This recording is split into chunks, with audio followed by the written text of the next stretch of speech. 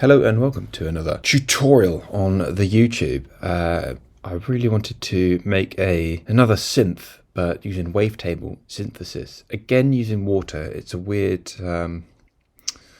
niche that I've been getting into recently, just of my water recordings, of which you can hear here. So I've kind of lightly processed that with a bit of EQ and compression, just rolling off the low end and compressing those peaks a little bit. And what you can do in Ableton here with Wavetable is find a wavetable, which is going to be here. So you can load up a wavetable, and something that's amazing with Ableton's Wavetable, you've got two oscillators here. You can take any audio sample and you can drag that into an oscillator, and it gives you your wavetable here that's made up of this audio file. So what we can do is, if we solo this one, and if I turn key on here, not that key but that key, so I can actually play my keyboard like a MIDI keyboard, and it's already tuned, and you can trust me with that because I can go favorites. If you put on a tuner, not the fish, not that. Oh god, fuck! They need to fix that shit. There we go. So if I press a C, it's already tuned for you, which is fantastic. It saves you a good bit of time. So if I press that and actually scroll through the wave, you can actually hear the sample being played.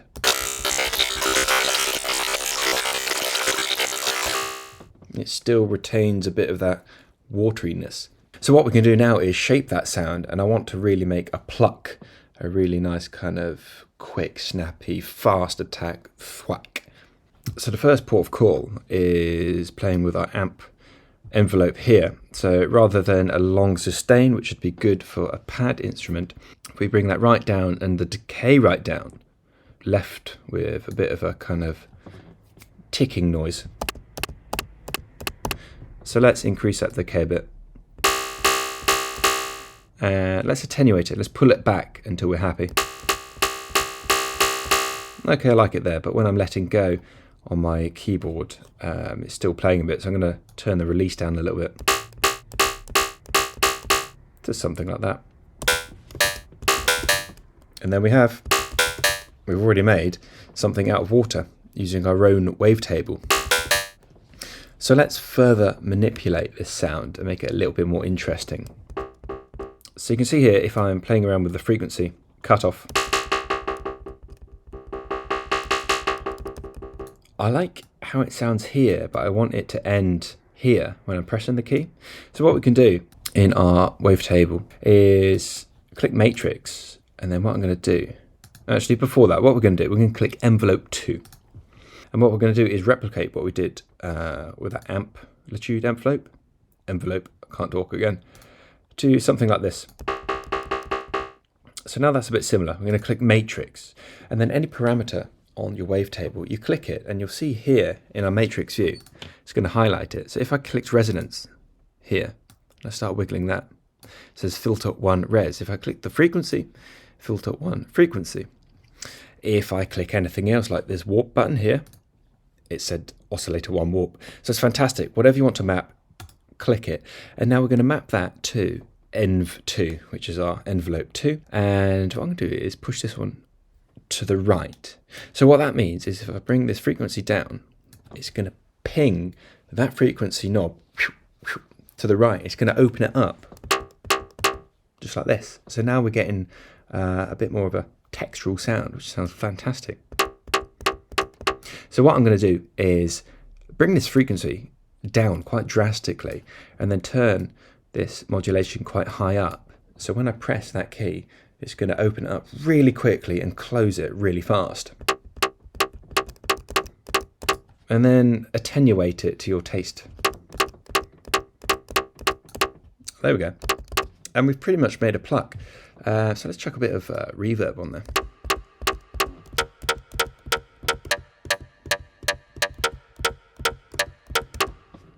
Beautiful. It's already tuned for us. It's saved loads of time. And within a few clicks, we've got a really cool pluck. We'll bring that down an octave and see what it sounds like. It sounds like trash. Go back up an octave. Go back up another octave.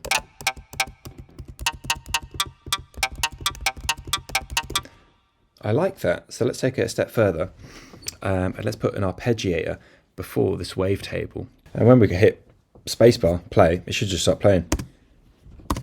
No, it shouldn't, because you need to put in a MIDI note.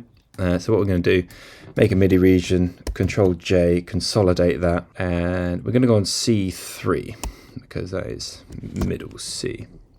There. And extend that out. And now we'll start playing.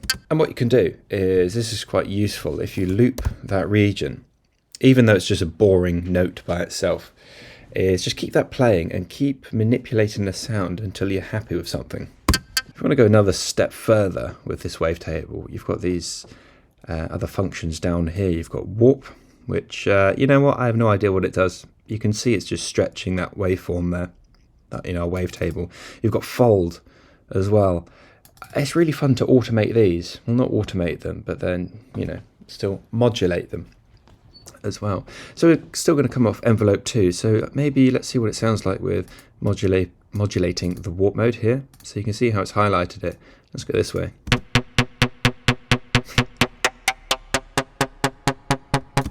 It's almost going up in pitch now, which is quite interesting. Let's try the fold. Yeah, that still didn't sound good. So it's a lot of trial and error with you know, designing a sound that you enjoy and you like and you think other people will like.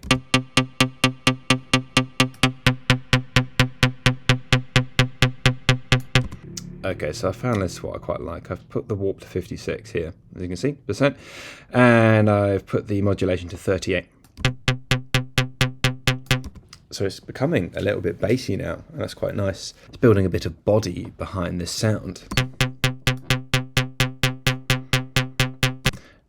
Let's go a bit more crazy. Rather than clean, let's put a bit of saturation, a bit of drive behind this.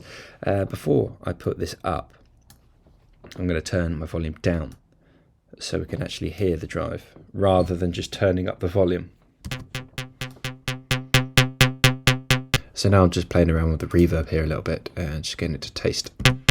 So that's nice. It's a pluck, so it's not going to be a bass. You can still put the sub on it if you want to.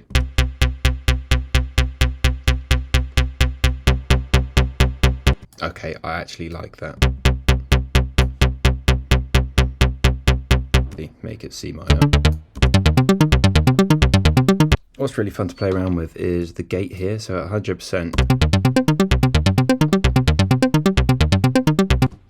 we're getting that. I don't know how the gate works, but as you bring it down, it's like acting like a decay. So if I bring it down to 0 or 1%, it's actually opening the sound. So get rid of that. You click it, you press A. There we go, automate. So we're at 100, and let's bring that down to 1%. So as we come along, it's going to open out the decay almost.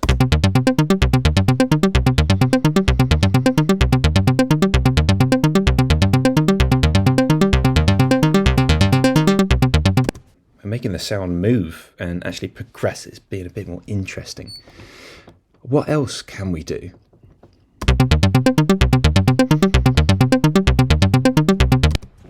A tip I like to do is we're going to go favorites. We're going to get rid of the tuner. We know it's in tune. I really like this plugin here. It's called Tal Filter. It is free. I got it years ago. I don't know if it's still available, but it just emulates a sidechain. But then on top of an arpeggiator that's hitting at 16th notes, it's going to clamp down on the first beat and then let through the next 3, I think. Is as we're progressing, we could open up the filter slightly, nothing crazy. So if we hit that and we hit A, we're starting from here. I'm not going to go all the way to the top. Let's just bump it up a bit and see what it sounds like.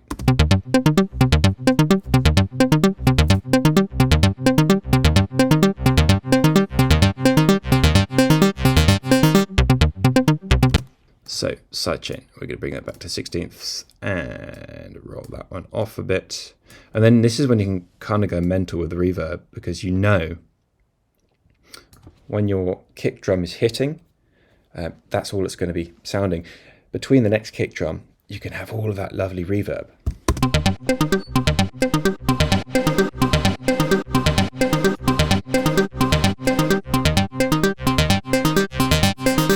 Awesome. Right, so next up, is let's put in an obnoxious kick drum.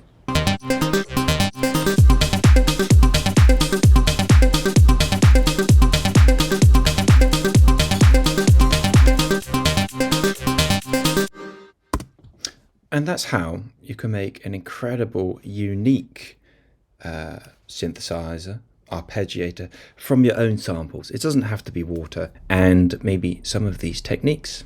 Hope it helps.